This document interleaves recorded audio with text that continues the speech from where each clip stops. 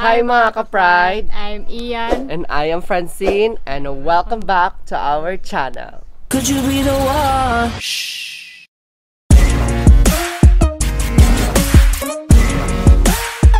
Good. Kung bago ka pa lang sa aming channel, huwag kalimutang mag-subscribe. At i-click ang notification bell para updated kayo sa aming mga susunod na videos. It's another day, it's another vlog mga ka-Pride. So ngayon mga ka-Pride is pupunta po kami ni Ian sa ospital. Kasi po is second ultrasound na po ni Ian. And ano po kami doon, magpapa-record kasi sa Rivera po siya manganganak. So ngayon mga ka-Pride is pupunta na po kami kasi anong oras na po, so late na po kami. See you later mga ka-Pride. Bye!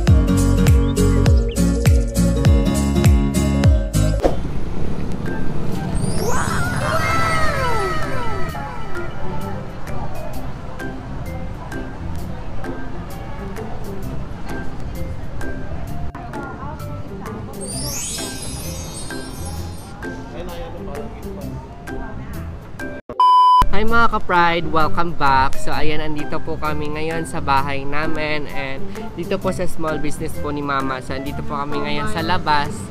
And ngayon mga ka-Pride is umuwi muna kami kasi mga 2:30 pa daw dadating yung doctor. 2 PM po yung dumating yung doctor. So ngayon is umuwi muna kami para makapag-lunch. So ngayon it's already 1:57 PM. And ilang minutes na lang mag 2 PM na po. So babalik na kami doon sa ospital kasi yun, nag-text na din yung assistant ni Doc na andun na daw si Doc. So ayan. So ngayon mga ka-Pride is i-AIE po si Ian. And titignan po ni Doc kung ilang cm na po si Baby Liam kasi medyo baba na po yung tiyan ni Ian. So bago siya i-AIE, i-ultrasound muna siya for second ultrasound niya. So ngayon po is second ultrasound niya. Pagkatapos ng second ultrasound niya is i-AIE na siya. So yun mga ka-Pride. So in a good news po mga ka-Pride, makakapasok po ako sa hospital kasi po kanina hindi po ako nakapag-vlog kasi hindi po ako makapasok kanina. Oo, na bad mood po ako talaga. Pilit po ako. Gusto ko pong pumasok talaga para makapag-assist po ako para malaman ko po yung makita ko po yung yung mukha talaga ni William. So ayan, nag-text po yung assistant ni Doc na pwede na daw akong pumasok. So ayan, I'm so happy po mga ka-Pride. And ngayon mga Pride, end muna namin yung video na to. So see you later mga ka-Pride. Bye! Ayan na mga ka-Pride, nakapasok na po ako. Nakapasok na po ako mga ka-Pride. So akyat lang kami. So hindi muna kami tawag yan. May naman doon, may elevator, pero dito lang kami sa hagdan para exercise din si Ian. So ayan. So ayan, dito na kami. So second floor yung sabi, no? Second floor daw yung clinic ni Doc. Dito po manganganak si Ian. Yan, delivery room. Diyan po. Medyo po. Nahihingal ako. Medyo walang tao tong ospital. Nakakatakot. So, ay.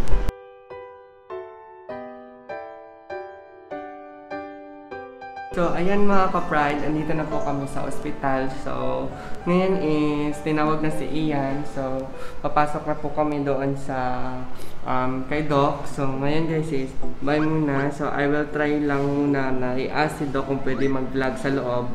So, ngayon, I will end this video muna. So, bye-bye mga ka-Pride.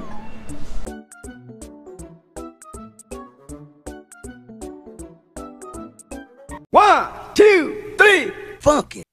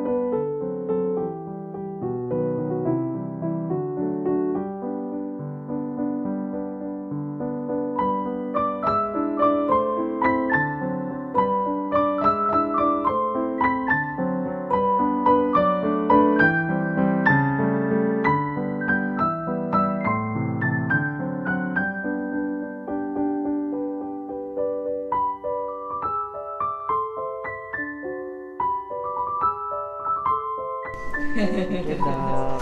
Sige ka mo reklamong iukan mas. Ayan mga ka-pride, tapos na po kami. So ngayon mga ka-pride is uuwi na po kami ni Ian. So dadaan muna kami sa bahay namin. So hiningal ako.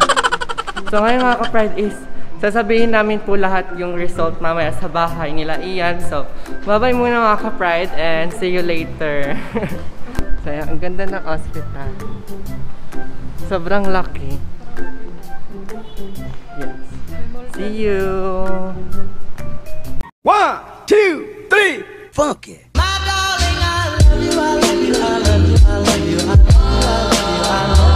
Hi mga ka-pride! Welcome back! And yon, andito na po kami sa bahay nila Ian. And ngayon mga ka-pride, medyo hinaan lang po natin yung boses natin kasi natutulog na po sila mama at saka si papa. Kasi may work pa sila bukas. So ngayon mga ka-pride, gusto lang namin magpasalamat po sa lahat po ng tumulong sa amin nung nagsimula po kami ni Ian hanggang ngayon po mga ka-pride. And gusto lang namin mag-thank you talaga sa lahat po na nagbigay ng blessing, nagbigay ng blessing po sa amin ni Ian para kay Liam at para sa gamit ni Baby Liam. Ayan.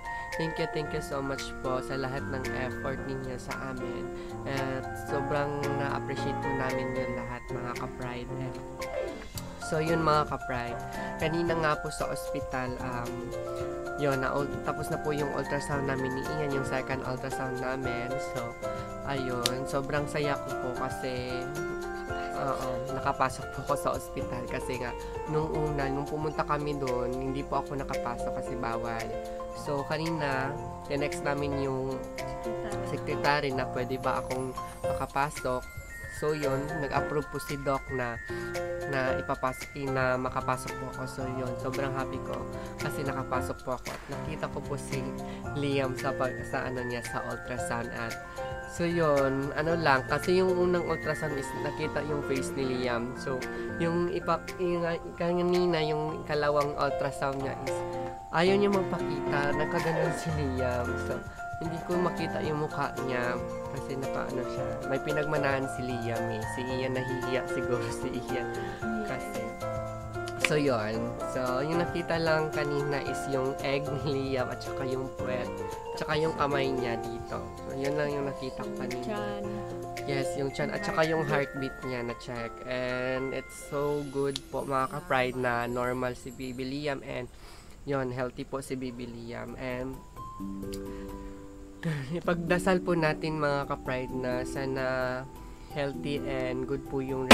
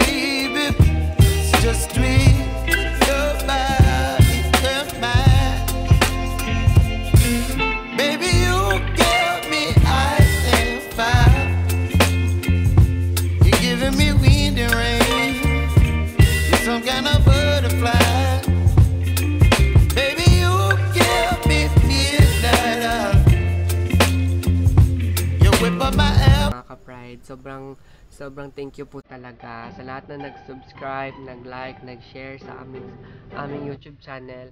Maraming salamat po mga ka-pride and excited na po kami na makita po si Baby Liam soon sa paglabas niya. And yun mga ka-pride. Hindi na namin to patatagalin pa at magpapaalam na po kami mga ka-pride and sana po ay supportahan nyo kami ni Ian sa mga susunod naming mga vlog. So, ayun. And don't forget to subscribe and click the notification bell para updated kayo sa aming mga susunod na videos. Ayun mga ka-Pride. Thank you so much mga ka-Pride. Bye-bye. Once again, I am Francine. And thank you so much. Bye. Could you be the one?